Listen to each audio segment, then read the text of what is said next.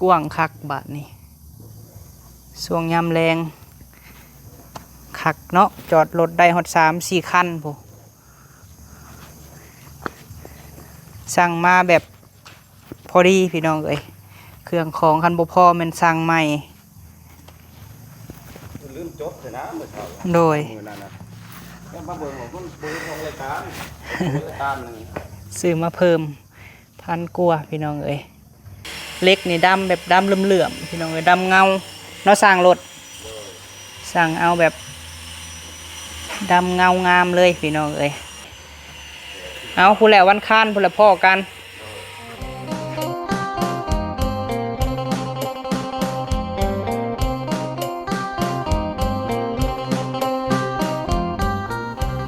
เอาพี่น้องเนาะสบายดีรอบค่ำเนาะ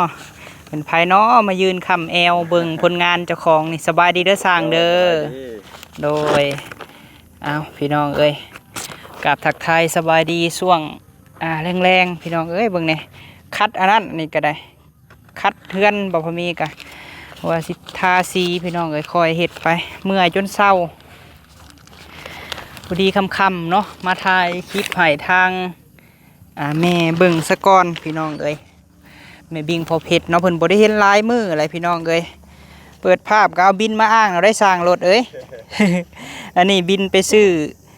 ลูซิ่งเศร้านี่บ่พอเนาะพี่น้อง1,374 บาทพี่น้องเอ้ยจับมึงดูไอ้หน่อยอันนี้บินเบิ่งไปซื้อเครื่องพี่น้องเอ้ยซื้อลูกกิ้งซื้อซีพรบ่ซีเฮานี่โดยลูกกิ้งซีทางใหญ่ทาง1ทางน้อย3พอดีบ่ทางน้อย4ทางน้อย4นี่เนาะพี่น้องแล้วก็ซิลิโคนโดยสิเอาไว้มีช่องหมุนปลายเนาะโดยเนาะพี่น้องเนาะอันนี้กะสิเข้าไปเบิ่งก่อนคือว่าสร้างว่ามื้อใดสิมาบัดนี้วันคานพุ่นตกกาและสร้างกับบ่จักเฮ็ดนาแซงนาปีเนาะเฮ็ดหลายอย่างแท้สร้างนี่ ได้ปีเท่าไรเข้านะก็บ่หลายนะเพราะได้อันนั้นน่ะแหละบ่ได้แต่กินแต่บ่ได้ขายบ่ได้ขายบ่ได้ขายผู้ที่จัดจอดจัดอยู่เลยแม่นเฮ็ดไปเนาะทางนาแซงนาปีมาจากคนมื้อนี้ฮะ2 คนงามดีเดี๋ยวขับไปเบิ่งก็ได้รถเด้อซื้อเครื่องมาเพิ่มพี่น้องเอ้ยเดี๋ยวว่างๆเนาะสิเอากระดาษทรายมาคัดให้แม่พี่น้องเอ้ยจักวางว่าพอมีจักมือใดพี่น้องเอ้ยคันว่าเรื่องวางนี่เห็นบ่สิหามือเบาโก้พักก็ได้เนาะสิหาคัดเพราะว่าเขาแนมมาแต่ไกลแล้วมันอยากลายๆพี่น้องเอ้ย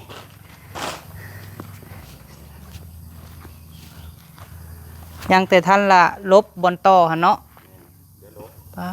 ทิโทพี่น้องเอ้ยบัดต่อออกรถกว้างคักบาทนี่ช่วงยามแรงคักเนาะจอดรถได้ฮอด3-4 คันพูสั่งมาแบบพอดีพี่น้องเอ้ยเครื่องของคันบ่พอมันสั่งใหม่ลืมจดเลยนะเมื่อเช้าโดยมือนั้นนะ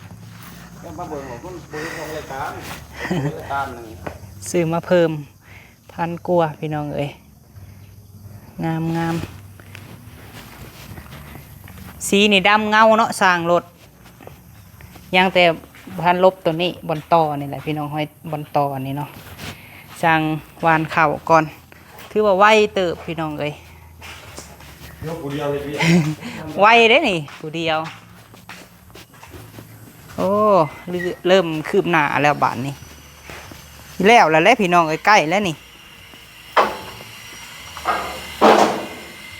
งามเลยฝีมือเพิ่นเล็กนี่ดำแบบดำเหลื่อมๆพี่น้องดำเงาเนาะสร้างรถสั่งเอาแบบดำเงางามเลยพี่น้องเอ้ย วันนี้เท่าคำโก้ก็สิบ่ได้เสร็จน้ำแหละพี่น้องเอ้ยร้านคอมเมบิ้งกับพอเพชร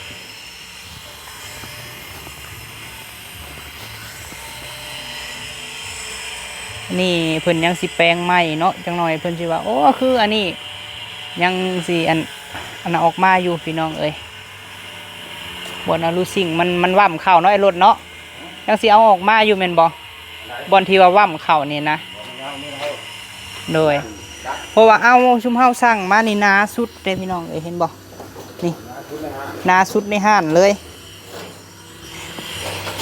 จากไรห้านอื่นเนาะเฉพาะห้านนี่เบิดเลยแม่นบ่นาสุดเลยรุ่นนี้หันคักพี่น้องเอ้ยเอายังเฮาก็เฮ็ดให้มันคักรับประกัน10 ปีเพิ่นว่า ตายสีแล้วแม่นไปหาทางห้านแล้วงามคักเนาะกลับบ่วันนี้อ้ายโดยเอาผู้แหละวันค้านผู้แหละพ่อกันอันนี้เศษที่เพิ่นตัดออกเนาะโอ้งามขนาดโดย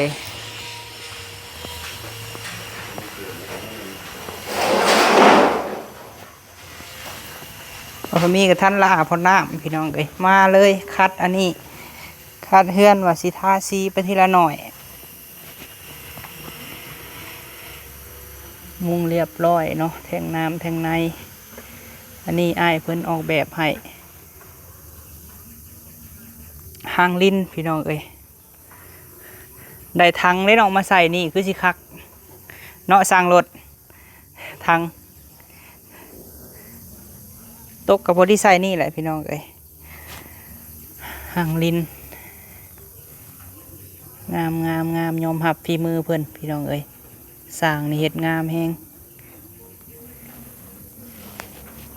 ทาสีที่ว่าไว้อยู่อันนี้เขามีตู้คำ ตู้คำกับมุ้งแล้วเลยมุ้งแล้วพี่น้องเอ้ยเริ่มคืบหน้าเลยใกล้สิแล้วพุ่นแหละ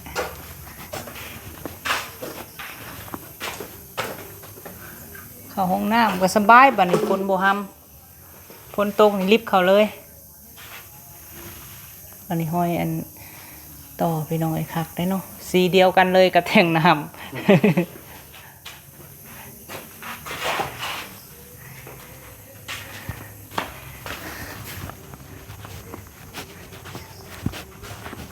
บัดนี้ฝนตกก็สิบ่ได้ฮุบแล้วทางคำโก้เนาะสบายดีงามแดงบ่ได้ไปเวียกบ่บ่ได้เฮ็ดเวียกบ่ขึ้นเลยเด้อ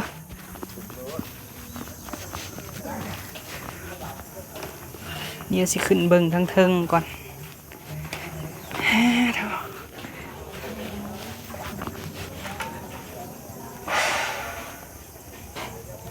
ซึ่งนี่พี่น้องเอ้ยที่ว่าอันนี้คันยันฝนสาดต่อไปเนาะเพราะว่า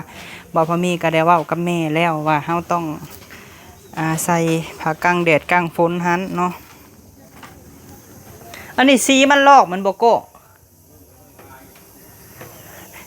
สิเป็นเกือตุคำอะไรพี่น้องเอ้ย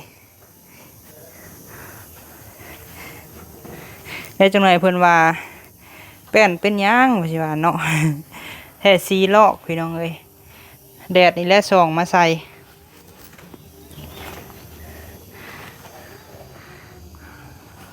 ยังแต่บ่ทันลบปอนต่อนี่แหละพี่น้องเอ้ยงามแฮงเนาะฝีมือสร้างรถพี่น้องบรรยากาศยามแรงพี่น้องเอ้ย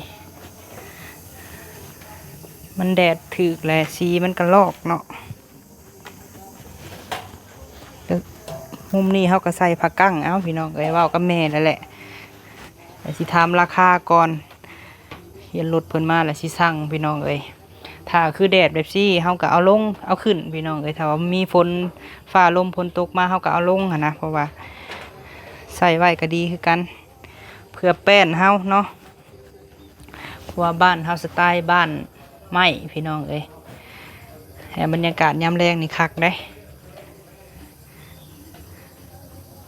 นี่หันตะกี้หันท่าเรียบร้อยแล้วได้สีพี่น้องเอ้ยบัดนี้หันลอกเบิดเนาะนี่ฮะสีลอกพี่น้องเพราะว่าบาพามีกับบริสร้างขึ้นมาพี่น้องฮะก็ขึ้นมามื้อนี้แหละผิดสังเกตขึ้นมาตกใจพี่น้องเอ้าเป็นยังวะเนาะคือลอกเบิดเพราะว่าแดดนี่แหละพี่น้องไอ้แดดแห้งอันนี้ฮะบ่เป็นยังเนาะอันนี้เป็นไม้แดงเด้เพราะว่าแป้นนี่กับไม้ธรรมดาเฮานี่แหละพี่น้องเอ้ยแต่ก็ดีอยู่แต่ว่ามันแดดนี่แหละแดดแห้งโพด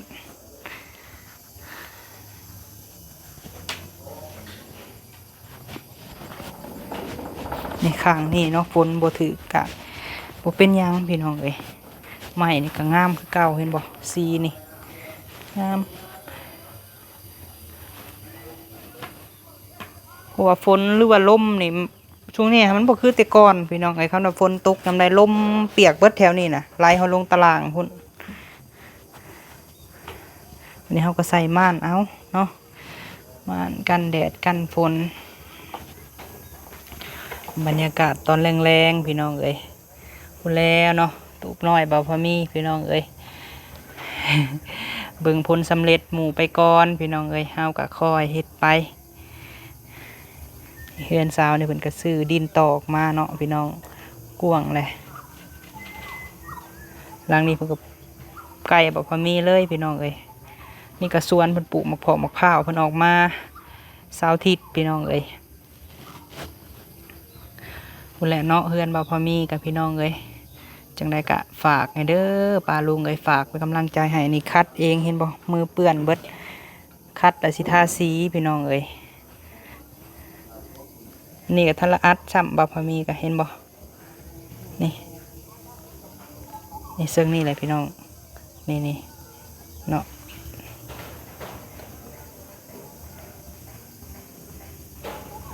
สั่งรถเพิ่นสิเฮ็ดเวียกใกล้นี่แหละพี่น้องเอ้ยเพราะว่ามีคนมาหาเพิ่นเนาะแล้วเฮือนแม่บ่ไรพี่น้องเอ้ยบ่เสร็จสมบูรณ์ทุกอย่างเพราะว่าเฮาสิเทนี่อีกอยู่พี่น้องเอ้ยแต่ก็บอกอ้ายเพิ่นแหละเนาะทางแม่เพิ่นให้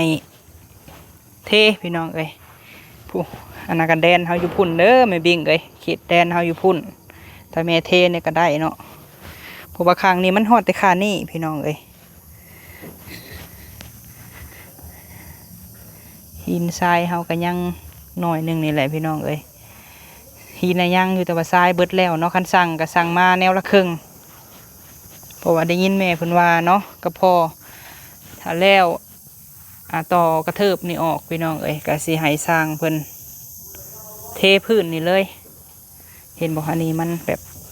พอแต่คานี่พี่น้องเขาเทสุดก่อนวันนี้สิเทให้มันฮอดใกล้ๆกับหัวเลยนะไอ้รถจะว่ายังก่อกินนี่ฮะเฮาก็ฟังผ่านๆจะว่าอันคลองอีหยังก่อนจะว่านะโอ้คันเฮาเฮ็ดนี่เฮาเฮ็ดจังไดนี่ไอ้ขุดเฮ้กอแล้วออกทางพุ่นแม่นบ่แม่นออกทางกูแล้วคลองนี่เนาะเดี๋ยวเฮาสิถามพ่อก่อนเด้ออ้ายเด้อ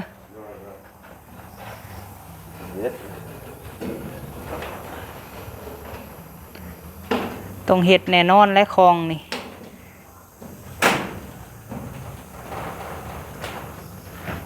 โอ้โธ่สีนี่แม่เฮาถูกใจขนาดได้นี่เห็นบ่ละเอียดคักดำเงา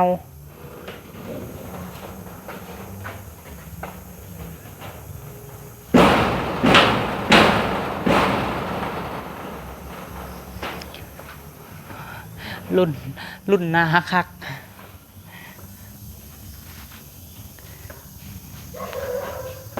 เห็ดคลองเลยเลาะออกมาทางเพื่อนหน่อยรถไล่ตะปูเจ้เรื่องออกมาอ้อมเฮือนทาเจ้ล้างของน้ำเลาะออกมาทางนี่เนาะเพราะว่าต่อไปยังมีห้องอยู่แล้วทางหน้านี่เลิกก้านหรือโบโก้หรือว่าจังไดพักไปเลยโอ้ประเทศบาเดียว21 มื้อจะได้หรือบ่เงินเดือนจะนะยัง ยังอ่ะ ถ้าละได้จักมือแล้วรวมเบิดจะเฮ็ดเวียก วันที่สี่ วันที่ ต้องหาก็4มื้อที่บอก 4ถ้า4มื้อใกล้ได้เนาะใกล้สิได้เงินเลย ของวันที่สี่ก็ออกแล้วเงินเดือน บ้านหอกำหนดเลย ถ้าละฮอดกำหนดติ บ่มมือนี่แหละเห็นเขาบอก ป้าบ่โกสิได้เงินเดือนแล้วมื้ออื่นเขาสิได้กินหยังเด้น้ำเจ้านี่กินดิโดบ่ กินนี่ครับ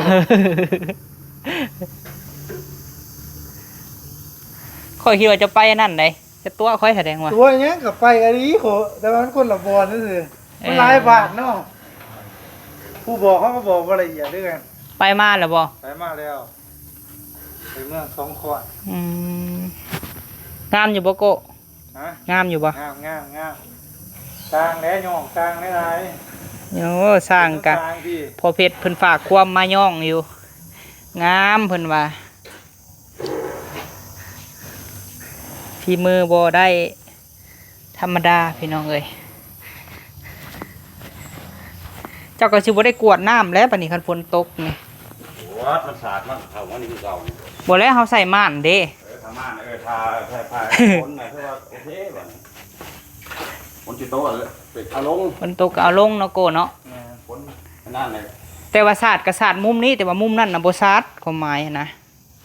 ซึ่งนี่ได้ซึ่งเฮือนนี่ ตัวนี้พวกโบย่านดอกหมูนี่นะหมูนี่โบย่าน แย่งข้างหลัง แต่อันนี้นั่นคันเฮาอันซื้อม่านน่ะมาแล้วคันฝนตกแล้วเอาลงแบบสินะ แมนผักกั้งผักกันพ้นน่ะ แม่น ดึงขึ้นดึงลงอ่ะ ดึงขึ้นดึงลง ถ้าแดดสิเฮาก็เอาขึ้น พ้นก็ไม่จิตโตกูมึง ฝนก็บ่ได้ตกคู่มือดอกเมืองลาวเฮาก็พี่ตู้ค่ำเมื่อบอกเขาคือเห็นเปิดประตูอยู่ เมื่อเมื่อกี้ มาบ่พอเราซ้ำเนาะ 2 มื้อที่นั่น มาว่านนี่ มาวันนี้ วันซื้อบอกมาเนาะว่านนี่คือวันซื้อ หนูว่านี่เลย มาว่านนี่แล้วมา แล้วมานั่งอยู่มันบ่อยว่า แม่นบ่ได้ยังกินแรงมื้อนี้ฮะ ซื้อก็ได้สิไปซื้อ ไปกินหมี่2มื้อเลย กินมีราคาเดียวสิ กินวันนี่ก็กินมื้อนี้ก็กินเบนมื้อ กินรถเมื่อไรบ่ มื้อเช้านี่ก็ห่อหนึ่งบางเที่ยนี่ก็ห่อหนึ่งซองหนึ่ง กินได้แล้วเว้ยช่วงนี้ค่อยซื้อ100,000ค่อยซื้อนะ ซื้อมีเส้นหนึง แม่นเอาซับกันเด้ซื้ออะไรหึงเลยนะ แต่บ่ได้เลยกิน คอย กินตามกำลัง กินตามกำลังตามแหงเนาะ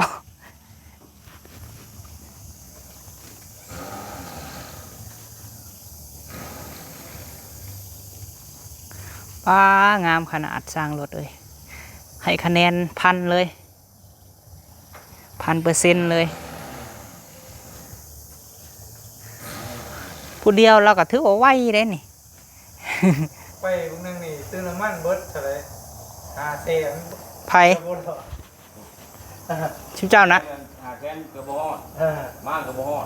ไม่หลุด คือกินน้ำมันแท้ ไปกลับประมาณจักหลักว่า ไปกับไผ ไปรถใหญ่ของบดไปรถจักรไป ครับ ไปกลับประมาณ107นี่นะ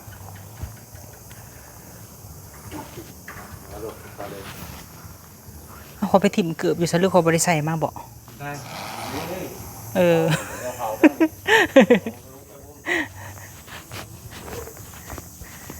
ไปคำแล้วเมื่อก่อนบาทนี่ ไปเดินสอบเลยคนลุง ไปหาคนเลย นะครับเพื่อนไปเอาข้อมูลเลยไปเอาข้อมูลคนว่าไหนมันเอาเบียร์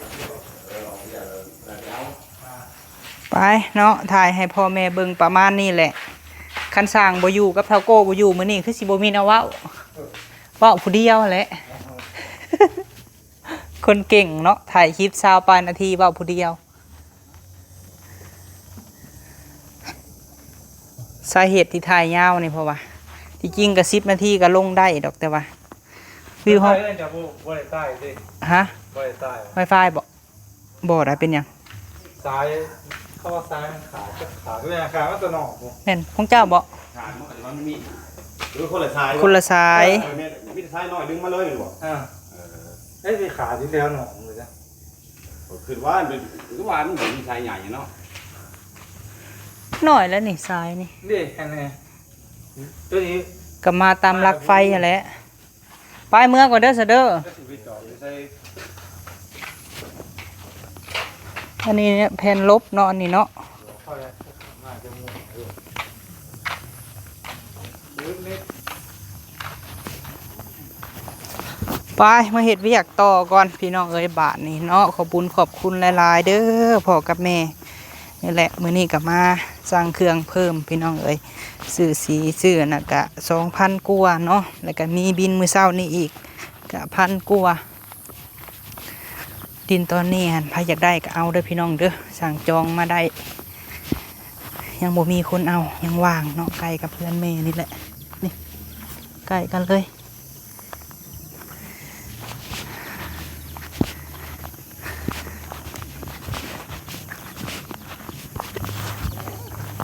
พี่น้องมาเห็ดหัวเลย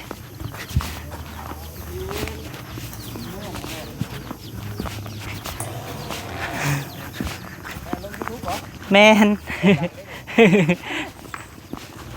เห็ดหัวติโอ้ยเมื่อหาเห็ดเวียกต่อก่อนคำเลยเป็นบ้านเบิดแล้วเนาะแถวนี้ถ่ายเด้อเฮือนงามนี่เด้อ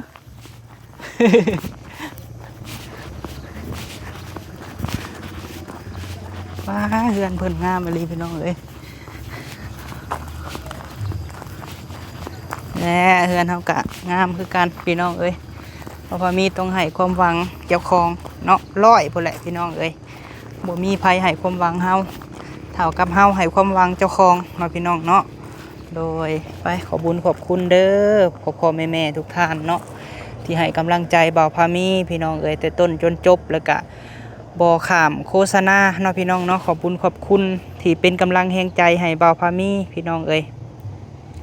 คอยเฮ็ดคอยสู่ไปบ่าวพามีกับพี่น้องเอ้ยคอยเก็บออมรอมริดนะพี่น้องเนาะเก็บหาเก็บซิปมือใดมือหนึ่งอาจจะเป็นมือของเฮาพี่น้องเอ้ยอาจจะซ่าแน่ซ้ำเหือซ้ำแห้งนี่แหละพี่น้องเอ้ยโดยจังไดก็ขอบคุญขอบคุณแม่บิ่งพ่อเพชรหลายๆเด้อพ่อแม่เอ้ยเนาะที่ว่าไว้วางใจให้ลูกเป็นสะพานบุญให้เนาะโดย พี่น้องเอ้ยช่วงนี้ก็ส้มๆแน่พี่น้องเอ้ยบ่าวพามีเนาะบ่คือเก่าพี่น้องเอ้ยคนเฮากะคือว่าแหละเนาะถ้าว่าอยู่สนุกสุขสบายพี่น้องเอ้ยหน้าตามันกะสิกว่านี้พี่น้องเอ้ยบ่มีไผที่บ่อยากสนุกเนาะพี่น้องแต่ว่าเฮาก็เลือกบ่ได้คือฮู้แหละป้าลุงเอ้ยต้องสู้ต้องดิ้นรนพี่น้องเอ้ยอย่าถามว่าทาครีมได้บ่เนาะพ่อๆแม่ๆ FC เอื้อยอ้ายก็คอมเมนต์บอกอยู่เฮาทาเฮาตากแดดพี่น้องเอ้ยบ่พอมีก็เลยบ่ทาเนาะเลือกใช้ชีวิตอยู่แบบตามภาษาของเฮานี่แหละพี่น้องเอ้ยตามภาษาบ้านๆเนาะพี่น้องเนาะโดยถ้าว่ามื้อใดชีวิตเฮาดีขึ้นทุกสิ่งทุกอย่างมันอาจจะมาเองดอกพี่น้องเอ้ยโดยจังใดก็ขอบุญขอบคุณหลายๆเด้อพ่อๆแม่ๆ FC ทุกท่านเนาะที่ให้กำลังใจแต่ต้นจบคลิปพี่น้องเอ้ยที่บ่ข้ามโฆษณาเนาะถ้าใครอยากสนับสนุนสติกเกอร์มันนี่เซ็ตหรือซูเปอร์แบงค์เนาะพี่น้องจะมีในพื้นคอมเมนต์เนาะพี่น้องพื้นใต้คลิปจะมีรูปกาหัวใจพี่น้องเอ้ยก็ได้เด้อเนาะพี่น้องเนาะหรือว่าอยากสนับสนุนเบิ่งคลิปหรือว่าเบิ่งโฆษณาให้ก็เบิ่งให้เบาพามีเด้อพี่น้องโดยไปสำหรับคลิปนี้พี่น้องเอ้ยไปแล้วเนาะสบายดีได้พี่น้องเด้อเดี๋ยวไปหาเฮ็ดวิอยากต่อก่อน